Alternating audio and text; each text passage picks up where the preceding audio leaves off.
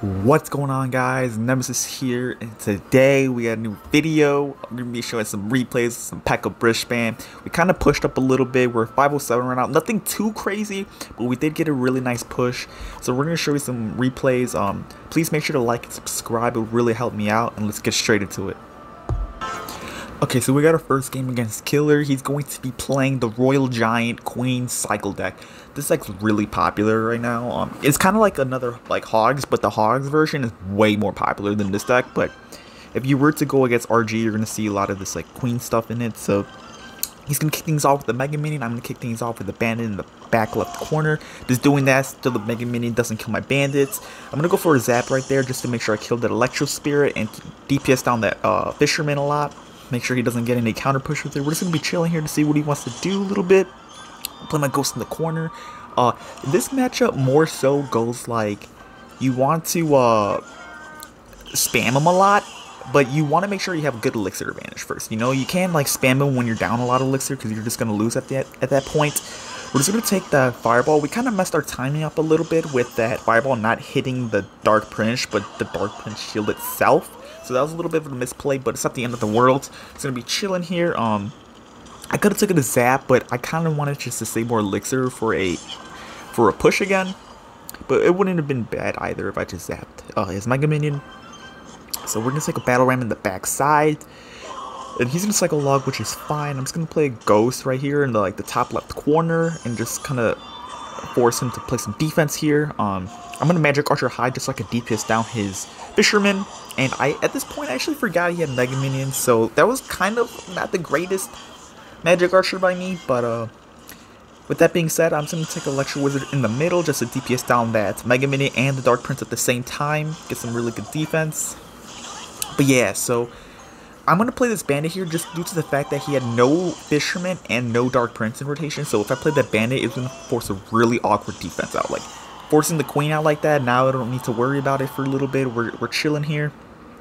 And I know for a fact at this point we have a good elixir advantage, so I'm just going to go ahead and play Battle Ram back left corner.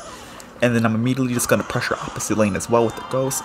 And that's how you play the matchup, guys. Like, if you get a good elixir advantage, you can start by dual lane pressuring a lot and really force out awkward defenses by him.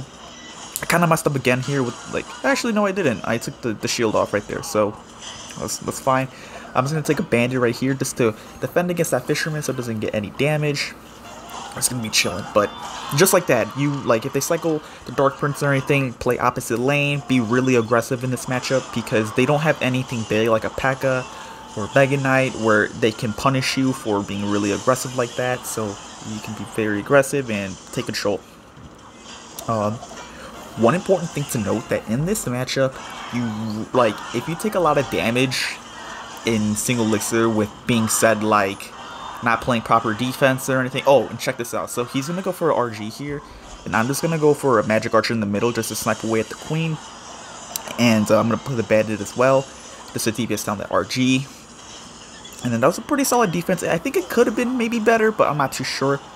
But like I was saying earlier though, is that like if you take a lot of damage in single elixir with being said like not playing good defense, you have to kind of start pecking the back a little bit with the weaker side tower. And more likely than not, he would most likely pressure with like a Royal Giant opposite lane.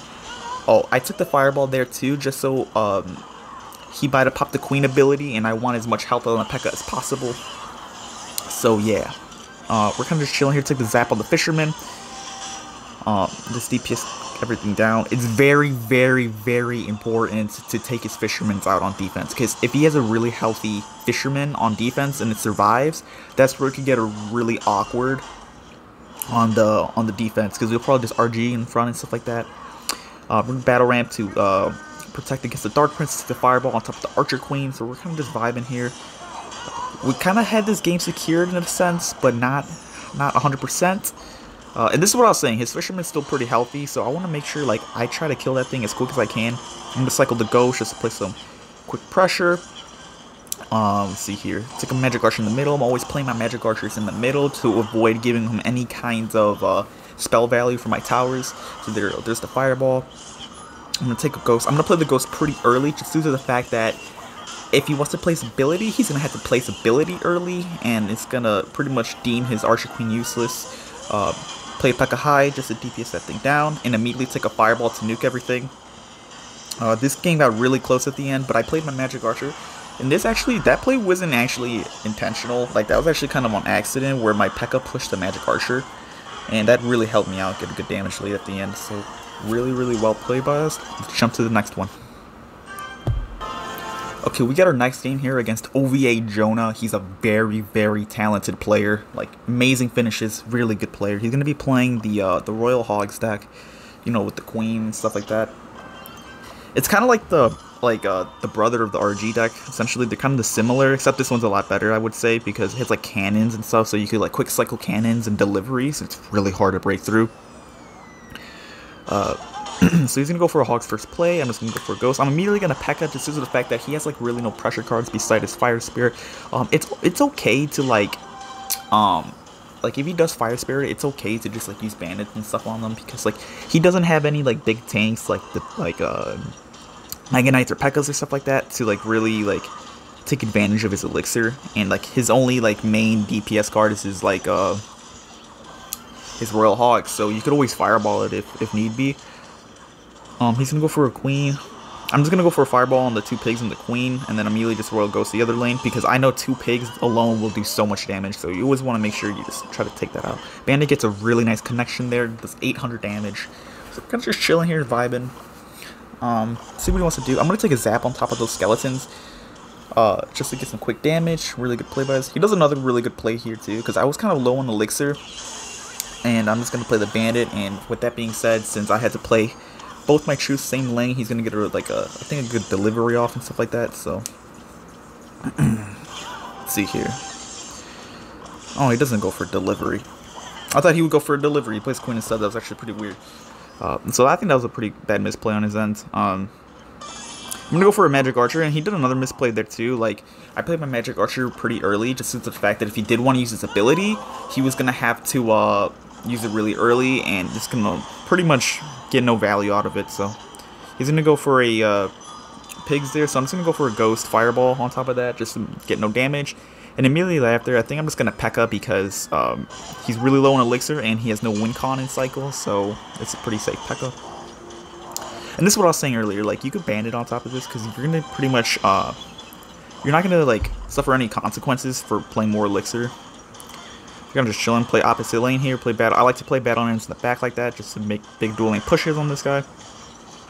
I'm just chilling, Magic Archer in the middle to snipe away at the cannon. I try to get a quick zap off on top of that to see if I could potentially get a connection off there, the battle line connection on top of the tower, but it didn't work. So we're just going to repeat the process. Got a Barbarian hitting with a Magic Archer. He's going to take the Earthquake, which is fine. Always want to make sure you play like your Pekka's kind of like near your Princess Tower, because if you play all the way in the very back, they could still like Royal Hogs you and stuff. So you kind of want your Pekka to be on the ready, essentially. So he's going to go for a Fire Spirit Skeletons plus Log combo, which is fine. I'm going to play this because I didn't want to give him Earthquake value on the right side lane. And I think I'm just going to play a Pekka there, just to, like I said, just defend against that Archer Queen. And we're kind of just straight chilling here, see what he wants to do. Bandit back opposite lane here. I'm just trying to find my opening right now. A really good thing in this matchup is, like, you got to really know, like, where his Queen's located, because, like, if he has his Queen in his hand still, and you Magic Archer, he's probably just gonna Queen on top of your Magic Archer, and it's gonna be really bad for you. I'm gonna take the Magic Archer right there, because I don't think he expected it, because I actually never, like, in this match, like, played aggressive Magic Archers like that on top of his tower, so he wasn't expecting it at all. Really, really good defense by us. Forces out the Queen again. So this is looking really, really, really good. What do we do here? So we're just going to Magic Archer to snipe away at that Archer Queen, which is fine. And then we're just playing defense. We pretty much got this game secured. I think I'm just going to take the... What do I do here? Okay, so the E-Wisp plus Fireball, which is fine. I don't think I needed that Fireball, to be honest. I could have probably just E-Wisp ghosted, but it's fine. I always like to Magic Archer these Queens.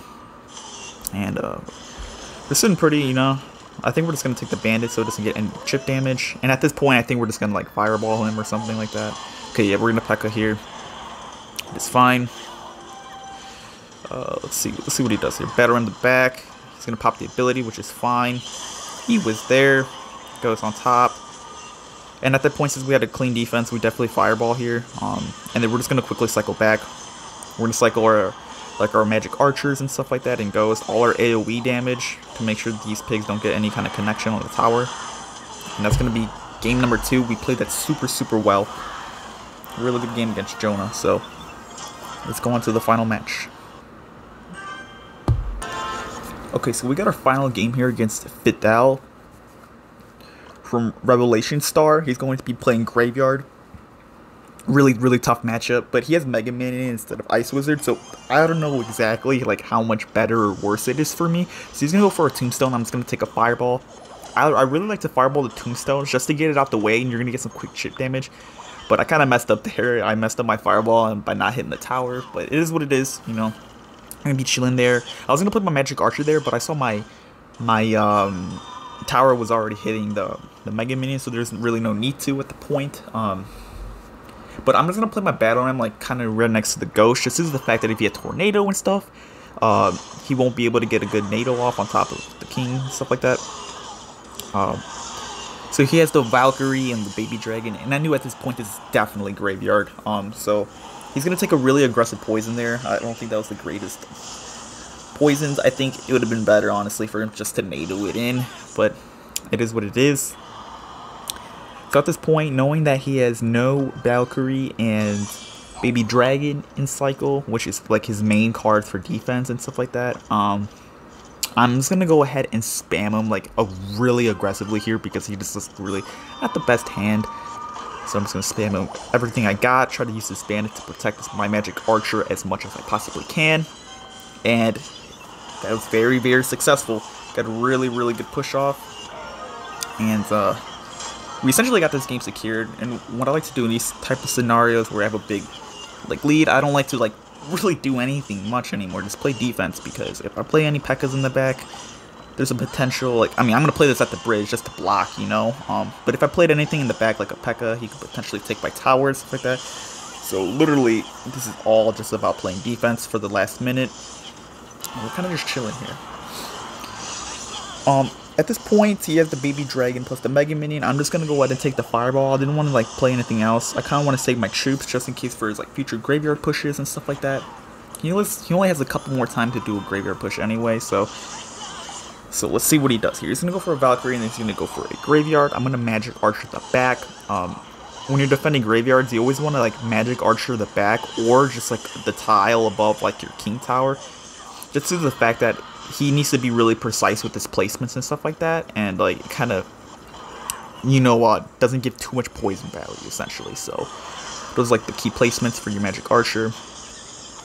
We're still vibing here. We're just gonna, you know, play more defense again because there's really no need to play offensively. We got this game secured, so Magic Archer the back, Pekka the bridge just to block the lane so nothing gets through. And that is gonna be game number 3. I played those matchups super well. Really took advantage of this bad cycle in the beginning, and that got us the dub. So thank you guys so much for watching. I'll do more videos in the future.